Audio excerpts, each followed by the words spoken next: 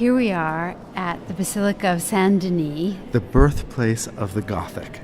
thanks to Suger, who was the abbot in the first half of the 12th century. This church is incredibly important because it's the burial place of the royal families, and Suger himself was also an advisor to the royal family. We're standing in the choir, and light is pouring in the windows. So the choir is the space behind the altar of the church, and the ambulatory is the aisle that would take one behind the altar. Actually, it's taking us around behind the altar. Now, Suger completed the ambulatory and also the facade of the church. And none of this was new construction.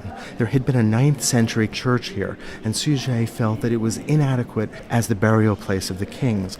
At this historical moment, the kings of France only really controlled the Ile-de-France, that is the area immediately around Paris. But this was a time when the king's power was expanding, and Suger really wanted to create an architectural style that would express the growing power of the monarch. Now, in the history of Western church architecture, the way that this would generally work is you would have an ambulatory that would move around the back of the altar, and that would allow pilgrims to stop at each of these small radiating chapels, that is, these small rooms that would contain relics. In the past, during the Romanesque period, these chapels would be literally separate rooms with walls around them.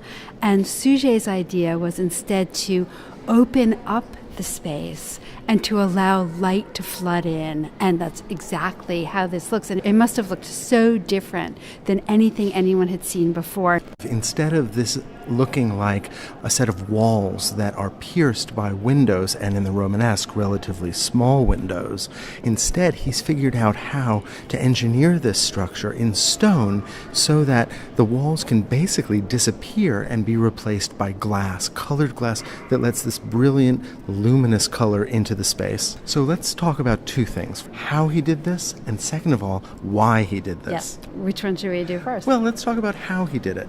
If you look above us, there's this complex web of interlocking, pointed vaulting. Pointed arches are really key here because, for one thing, you can cover spaces of different shapes and sizes. Perhaps most importantly, a pointed arch doesn't push so much out as it does down. And because of that, the architect didn't need to build thick walls. A traditional Roman arch generally has to be placed on quite heavy walls because it really does push outward. It splays. What the pointed arch does is it tends to take the weight of the vaulting and push it more straight down so that the weight doesn't have to be buttressed from the side.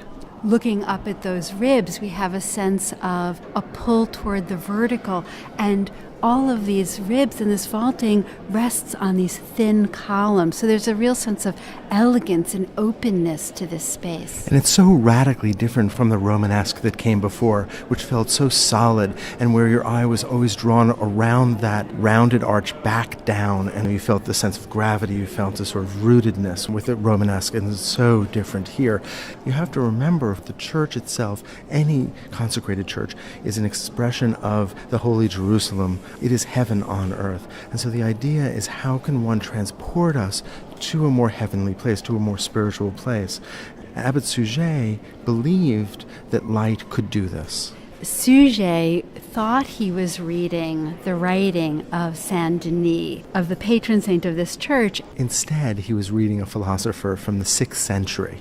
But the important part is he took this notion of the divinity of light from that writing and made that practical and applicable within an architectural setting. Right, that writing that he thought was by Saint-Denis talked about how light was connected to the divine. So what Suger wanted was to open up those walls and allow in the light that would allow a type of thinking on the part of the visitors where they would move from the contemplation of the light to God. This was a radical and new notion, and actually flew in the face of other theological theories of the time. I mean, if you think about the ideas that are being established by St. Bernard of Clairvaux, who's saying we have to get rid of all the decorative, we have to get rid of everything that will distract us. Suger is moving in the other direction and saying, no, in fact, we can transport people. That the visual is not a distraction, but a way of transporting us to the divine. I have to say that I think Suger was incredibly successful. This is startlingly beautiful, and I feel transported.